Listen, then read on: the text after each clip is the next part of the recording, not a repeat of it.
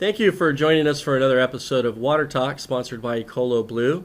EcoloBlue is a company that manufactures atmospheric water generators, so we can help you with your water independence. We make water from air. That's right, we harvest the humidity from the air into purified drinking water. We have home and office units that can produce up to 8 gallons a day. And we have industrial units that range from 66 gallons a day to nearly 1,600 gallons per day. So very many, a lot of different applications, a lot of solutions. Wherever there's a need for water, we can help you. Please visit our website at EcoloBlue.com, and we can get into more detailed information with you if you contact us at our office. But today, we'd like to talk about water issues that are affecting you locally in your community. Water issues around the state. We have a very special guest today. I'd like to introduce and welcome Mike Briggs. Thank you. Mike, how are you? Nice to be here. Now, Mike, you're a former legislator, as they say. State legislator. State legislator, a former city councilman for the city of Fresno, and also assemblyman for the state of California. That's correct. When was that? When were those terms that you were? Well, I was on the city council from 94 to 98, and then in the state legislature from 98 to 02. My gosh. Yeah. I bet in your time here in the Central Valley and just being in California, you've seen a lot of changes, a lot of issues with the water, I imagine. Well, I really got introduced to the issues when I was on the city council first, municipal level, which is quite different issue than the state level, but the local level was sure an awakening, and I learned a lot about water issues. And, first thing I learned was we have a lot of water passing by Fresno, but we can't drink it because it's surface water. And that in order for us to drink it here in Fresno, we have to percolate it down into the ground and then pump it out again. Recycle it back through using Mother Earth to be the filter for it. Yeah, if it's coming out of the Frank Kern Canal or rainwater or whatever, it's got to, I guess, filter down through the sand and soil, and it ends in the underground aquifer, and then we pump it out and send it to the houses to wash our dishes, to run our toilets, to bathe and wash our car, whatever. We have so many uses for water. Sometimes we just take it for granted because it's there all the time. When I was on the city council, though, we had an issue of contamination of that underground aquifer, and that's when I really realized how limiting our water supply was. So, I understand the other applications, but aren't you also talking about drinking water? A lot, yeah, drinking water. All the drinking water has to go underground and then be pumped out again. And it's one thing to use that water to wash your dishes or your car, but if you want to consume that water and it's being contaminated, then that's a problem. And I think that's where not just Fresno, but cities across California are going to find their drinking water supply is depleted through contamination. So what do they say? Water everywhere, and not a drop to drink. Well, we're going to have water, all right, but nobody's going to want to drink it. Well, I guess that speaks to the solution that we have at EcoloBlue, where the homeowner now can just make their own water from air, not have to worry about the contaminants, know that they're getting the healthy minerals put back into the water, and no longer have to worry about what's coming out of their own kitchen sink. I mean, that's I know that when you speak about the water issues, another large concerning problem is the groundwater, the table water. Isn't that correct? Yeah, it's definitely declining. Fresno and every city in the valley gets their water from underground, and it's recharged by rain. And the city of Fresno actually has ponding basins they pump water into, so it'll seep into the ground so it could be pumped out again. But that level, it's like having a big old pitcher of water there. It's getting lower and lower and lower, and as it gets lower, there's a lot of sediment there. It becomes less consumable also. Right. And in Fresno, so a lot of people turn to going to the grocery store and buying water. But then you have another environmental issue. You're driving cars to get literally a few glasses of water. Driving back, you're pumping more. So if we could find a way, and maybe you have found the way for people to stay at home, not further tax the environment or the water table, and produce water. I think that it's a very, I don't know if it's a kept secret, it's a very unknown issue on just how serious the water needs are, not just for California, but everywhere, and even worldwide. And when you talk about the water table depleting down to where those, not just sediments, but contaminants. I mean, you got different kinds of salts that are going into the water. Let's talk about your foothills here in Central California. I was very alarmed to learn that the water is just pretty much nearly undrinkable. Communities like Oakhurst and Coarsegold, from what I understand, it's because of the granite and the slate in the mountainsides that everything's running off into what water sources they have up there, and it's putting uranium and selenium and other contaminants into the water.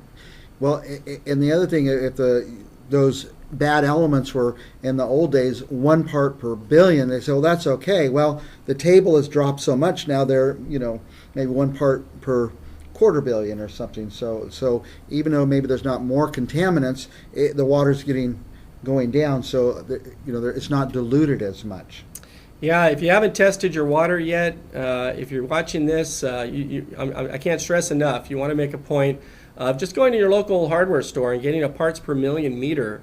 It's a little digital meter that you can put into your glass of water that you pour out of your tap, and it'll show you. You will be amazed at how many parts per million you have, and those parts represent different contaminants, and things that the municipality has to put into the water to help to try and make it healthy and drinkable, or at least drinkable. You'll find anywhere from hundreds to thousands of parts per million if you go do that. With EcoloBlue, our atmospheric water generators, Mike, I don't know if you're aware of this, but our parts per million count is almost nil. It's, almost nil, wow. I mean, through the usage of it, you might see a range of up to 35, but it'll always be under 50 parts per million. And that's less than a bottled water that you buy at the store. Well, I could tell you this as an elected official, we always look for solutions. What's our solution? Well, build more dams, which is another environmental effect. You've got to cut off some species when you do that, fish that can no longer spawn to their native grounds. Farmers need more water. And we always look for the solutions, and not one expert that ever came to us said anything like, there's water all around us in the air. Right, in the humidity. It was never even hinted to us that was. It was always that, the snowpack, the snow melt, and that's how our quantity of water was always measured. And I always said, well, what about the evaporation factor? Can't we save some there? Where's that water going? They said, once it evaporates, it's gone. We're done. But we're finding through your technology, it's not gone. It's still there. It's all around us. Interesting with the farmers on the evaporation. We're going to have a guest on an upcoming episode.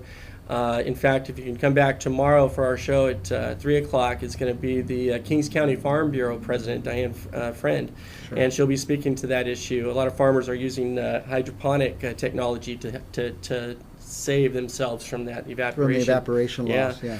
We'll be right back. Thank you.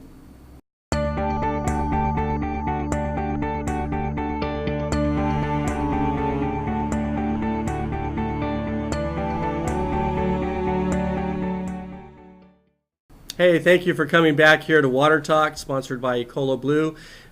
We have our guest today is Mike Briggs, a former state assemblyman, a former city councilman for the city of Fresno. That's the 5th largest city in California. Mike, thank you again for being here. We were talking about various issues with water, the depletion that we're seeing with the water tables.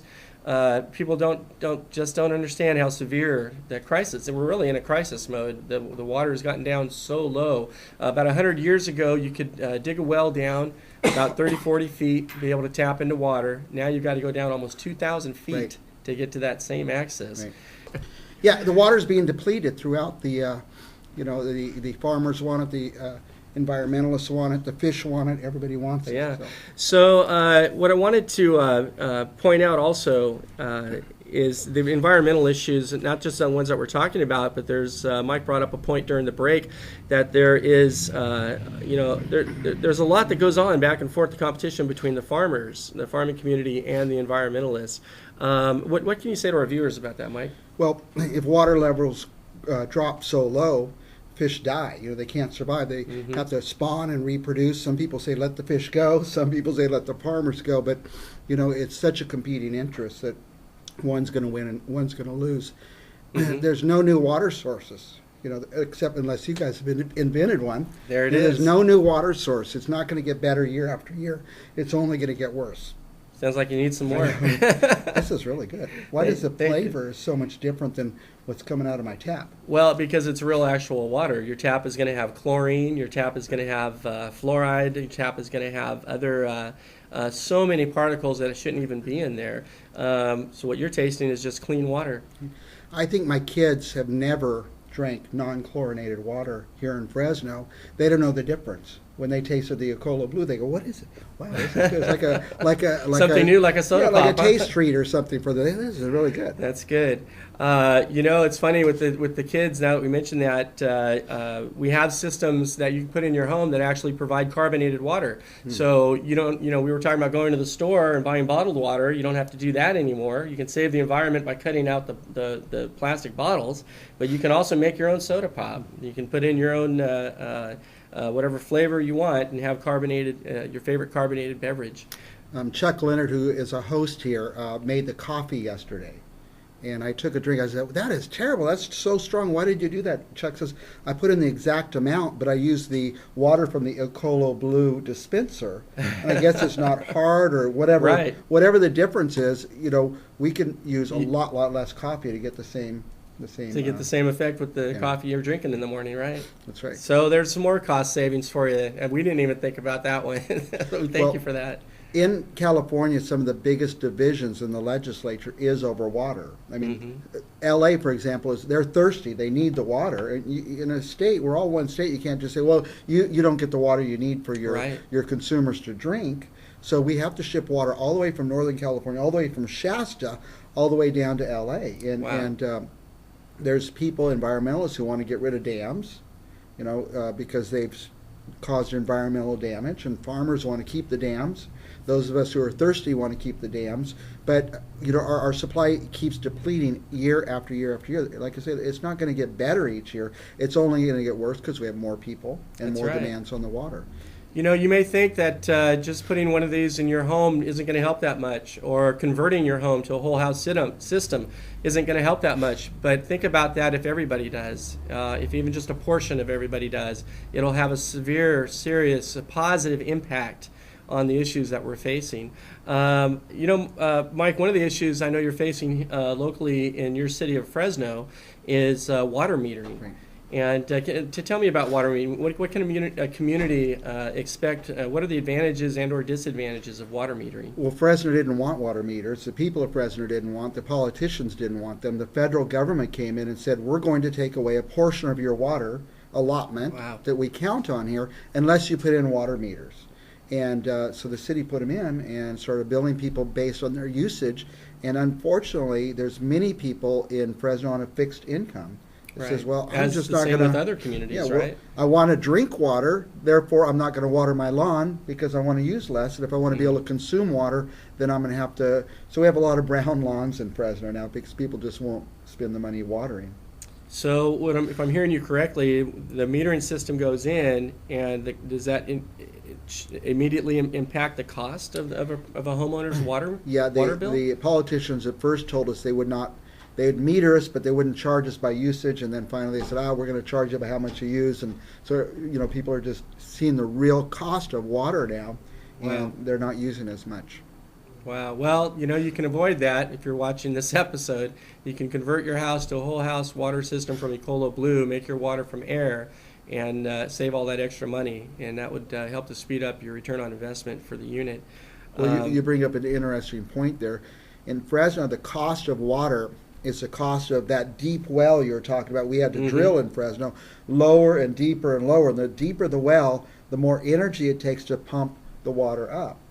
That's and right. so you're bringing it from a couple thousand feet underground. It takes a lot of energy. So your water bill is based on that amount of energy. If there's a way to use water that's right here, already above the ground, apparently really above the ground, as you're describing, in the air, then I think there could be a tremendous energy savings cost to getting water. Absolutely. Well, Mike, let me ask you, what do you find are with government entities what are they doing in the way of disaster relief and recovery? I mean, there was such a large tragedy in the Philippines.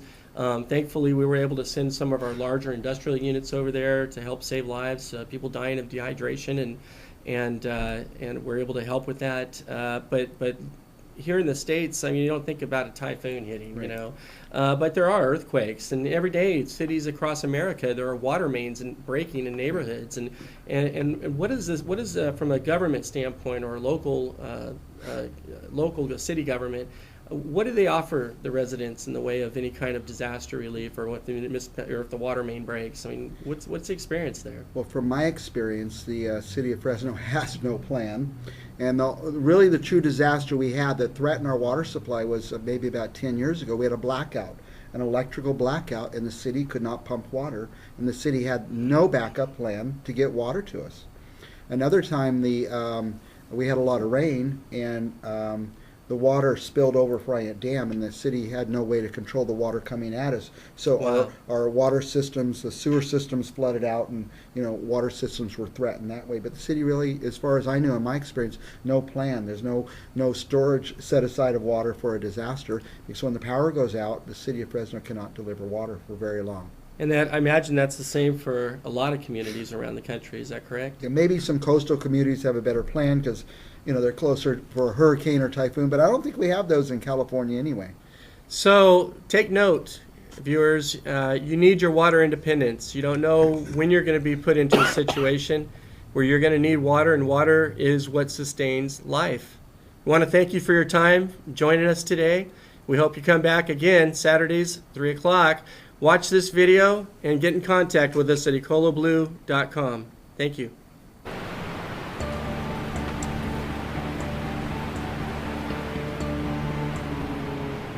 The revolution in water resource management is here. Introducing EcoloBlue's atmospheric water generators. EcoloBlue's generators are able to take humidity right out of the atmosphere and turn that humidity into the cleanest drinking water that you can get. Everyday tap water contains thousands of different particles in it. However, EcoloBlue's generators not only filter out many of these particles, but they add minerals to your water to make sure you have the purest drinking water available. EcoloBlue is both economically sound as well as environmentally safe. Why pay outrageous prices for bottled water when you can pay just 20 cents per gallon with EcoloBlue? In addition to saving money, you'll also be saving the environment. Unlike bottled water companies that produce tons of plastic waste that harms our planet, EcoloBlue's products produce little to no waste. With EcoloBlue, you now have more options for the use of your water than ever before. In addition to the hot and cold functions to your generator, you now have the ability to carbonate your water.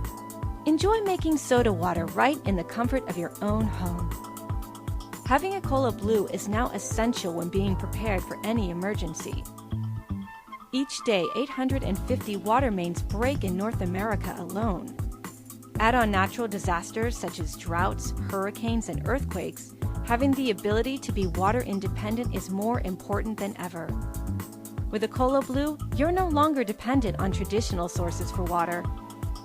From our smaller home-sized generators to our industrial-sized generators, EcoloBlue has a solution for any situation. And now with our new solar panel kits, you can be truly water independent. Assert your water independence.